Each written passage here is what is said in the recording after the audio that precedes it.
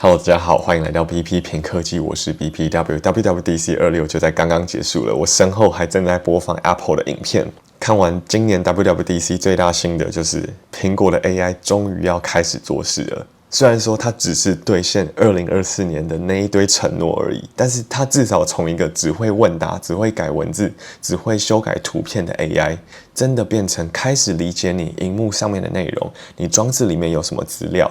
然后真的可以帮你传讯息、找照片、加入行事历、做成捷径。那今天发表会的内容就一直围绕在 Natural Language 我们的自然语言跟苹果装置端以及跨 App 的整合。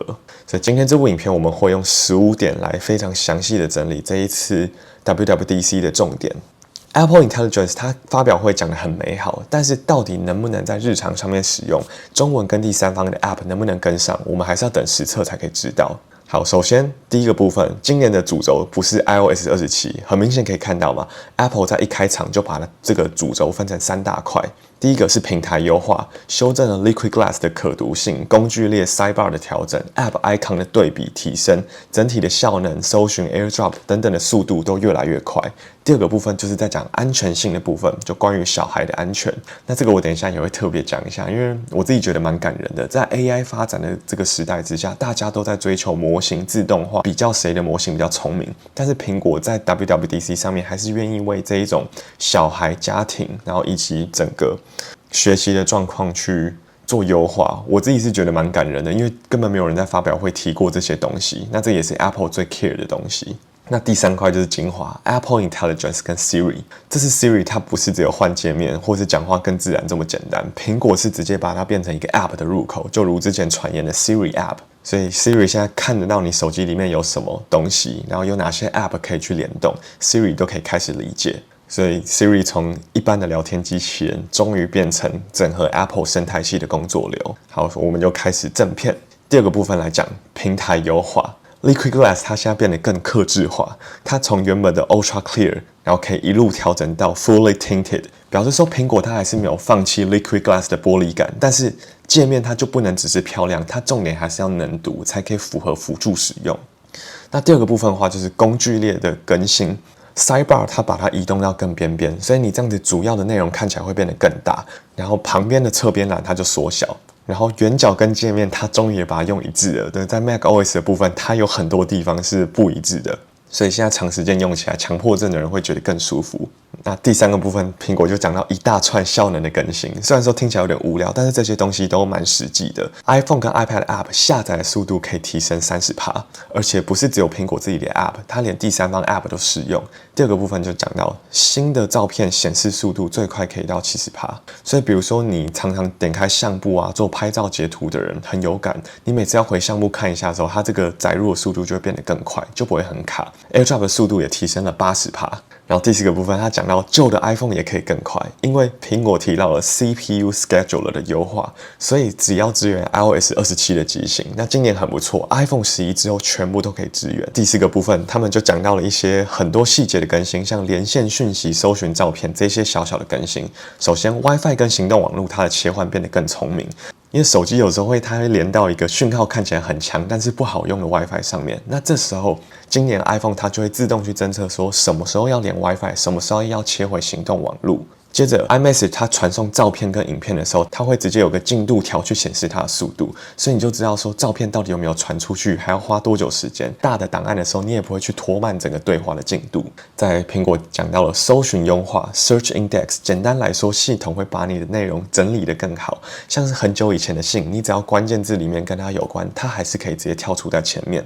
那这个其实就跟 Apple Intelligence 的底层很有相关，因为它就可以马上帮你找到你需要的东西。共享将部支援了原始的尺寸，传照片更方便。AirPods 有个人化的 EQ，Vision Pro 它可以把照片变得更厉害的 Special 场景，它不只是一个平面而已，它是可以变得空间化、立体化。这跟后面 Apple Intelligence 它的边框扩充也有相关。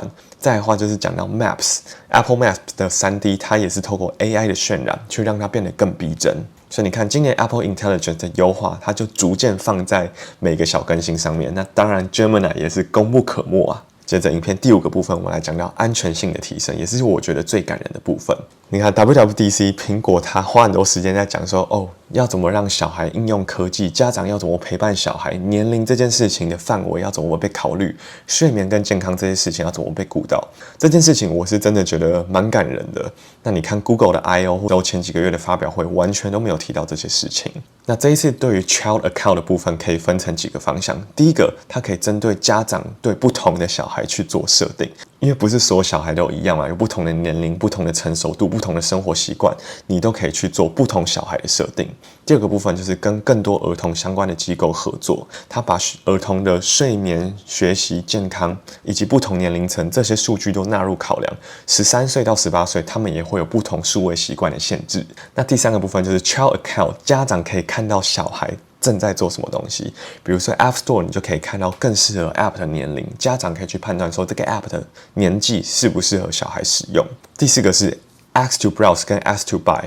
好，比如说13岁以下小孩他要买东西的时候，家长会要通过审核，他才可以去进行购买的动作。那第五个我觉得是最重要的，叫做可以跟谁去沟通跟讲话。比如说不认识的人突然打给你小孩，家长可以事先去看到这个人是谁，决定是否同意让他接听，以及如果不认识的人他传照片，如果传一些不雅照给小孩的话，那家长可以事先拦截审核小孩能不能看这些东西。第六个部分是把萤幕使用时间切得更细，它叫做 allowance， 就类似零用钱的概念，分成游戏、社交等等不同的类别，设定不同的时间上限，家长就可以更视觉化的知道小孩要怎么使用手机。安全的功能下放给开发者，所以第三方的 App 敏感内容允许使用年龄 API 这些东西，它都可以去在第三方 App 里面进行使用。那未来的 App 也会变得更加安全。好，接着第六个部分我们就来讲到 Apple Intelligence， 它讲到全新架构。第一个部分，它可以理解图片、生成图片；第二个部分，它有更强大的本地模型，可以做更精准的预测，可以理解自然语言；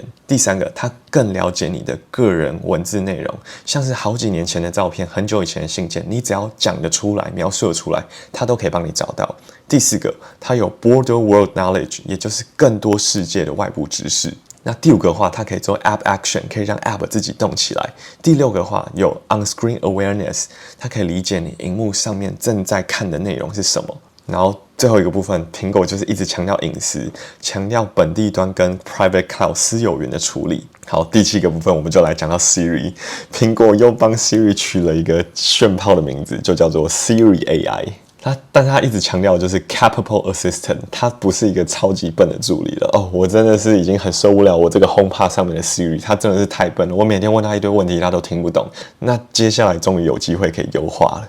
他们就 demo 了几个场景。第一个，你可以马上知道演唱会的时间，怎么买票，怎么做成提醒事项，甚至播放那个歌手的歌曲。第二个，你可以直接从 IG 的贴文当中用 Visual Intelligence 告诉你这个地方是哪里，找到联络人的家里面，然后直接导航过去。第三个，它可以去找到过往的旅游照片，然后你可以把这些照片变成共享相簿，然后直接传给你的家人。然后第四个就是 Siri， 它现在语音起来，讲话就更像人类的样子了。Voice for you. I'll practice some things I like to say while you listen. Let me try this one out. 就不会那么像机器人的感觉。好，第八个部分就讲到 iPhone 上面的 Siri， 它就是一个原生的 AI App。当你把 iPhone 下拉之后，你就可以从一般 Siri 的对话，它就变成一个全萤幕的对话。那它其实就是跟 Siri App 的界面是一模一样的。比如说他们在问比赛资讯的时候，它就可以更完整的放上更多资讯跟照片。你的对话跟内容，它就会像 GPT Gemini 一样被储存起来。然后重点也是，它可以直接帮你整合到原生的 App 里面。比如说 Siri 帮你找到资讯之后，它可以直接把个人的这个资讯传讯息给别人，传到群组，或是说你用 AI 生出一个食谱，它帮你把内容整理好之后，直接 iMessage 传到群组当中。然后它还有一个审核的功能，就是你要按一下确认并且送出，它才会真正帮你寄出讯息。那这个平常有在用 Agent 的人就知道，就是像 Codex 啊、Cloud Cowork 也有这些功能，但是完全整合到 iPhone 之后，那个便利度真的是完全不一样。我自己对这些功能其实是非常吸引我的，我真的很希望可以马上使用。然后苹果接着第9个部分就讲到 macOS 的部分，这次 macOS 它就叫做 Golden Gate 金门大桥。对，虽然说这个名字是没有什么感觉啦，但是重点是后面的功能。第一个 Siri 直接整合进去 Spotlight， 所以你只要点击 Spotlight 搜寻就可以直接 Ask Siri。第二个，你可以直接点击右键 Ask Siri， 在任何地方，你在某个 App 啊、某个档案夹，或是你截图的时候，全部都可以直接问 Siri。他在 demo 的时候，他小孩正在 3D 列印，那他就问他说：“我从这张照片我要怎么去3D 列印出一个东西？”或是说 Siri 它可以直接去读取对比2个档案，然后直接比较2个档案的内容。然后第三个的话，它就可以帮你进一步追问、传讯息，并且自动寄信，打开信件 App， 所以 App 它真的会自己动起来，这个就跟 Open Cloud 龙虾的这种感觉很像。你要寄信，它就自己帮你打开 Gmail， 你要打开照片、打开电话，它就自动帮你打开，所以这个整个工作流就顺畅起来了。接着第10个部分就来讲到 Siri App 跟 Visual Intelligence， 你看到什么东西就可以问什么。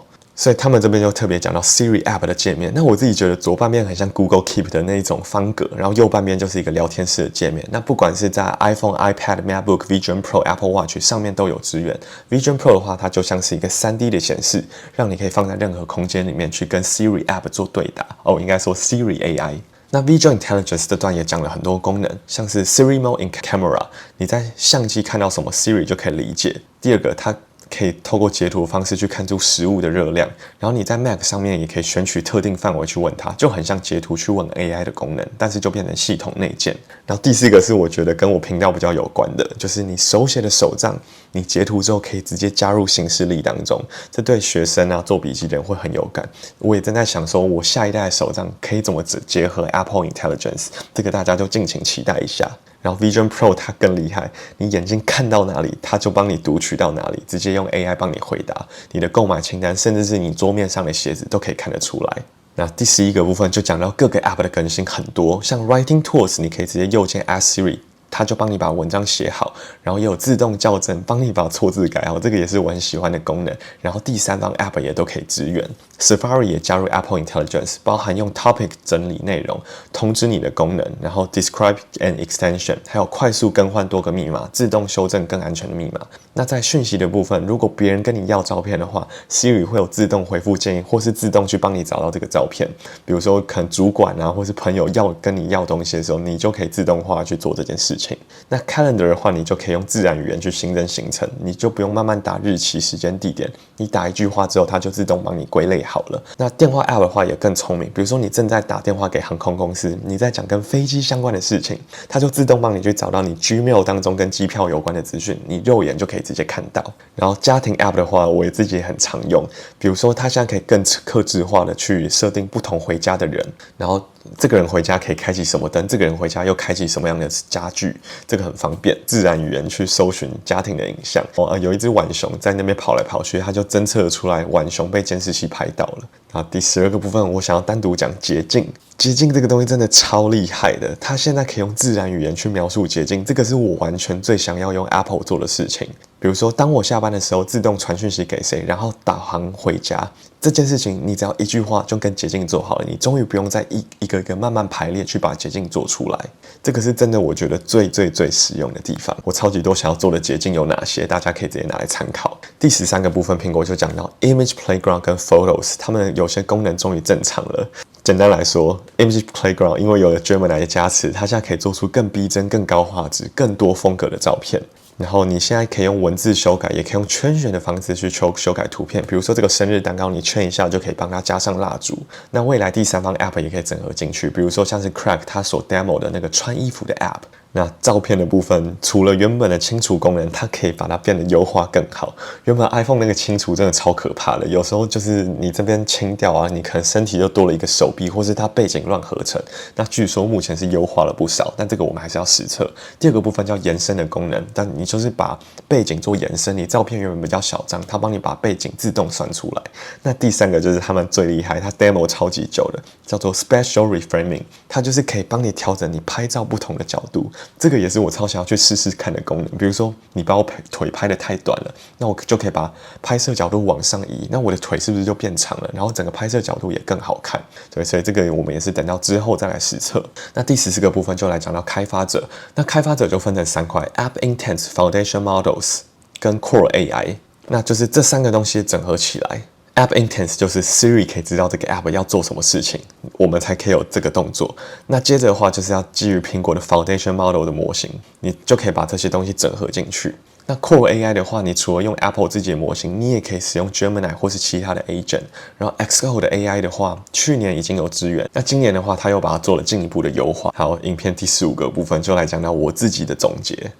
总结来说，我觉得 WWDC 26 Apple Intelligence 的大方向是对的。第一个的话，就是 AI 模型的聪明程度，我觉得是待验证的，因为目前看起来就是整合生活的大小事以及跨 App 的应用。但是如果你真的要进行很复杂的分析的话，或许 Apple 的模型可能不是那么适合。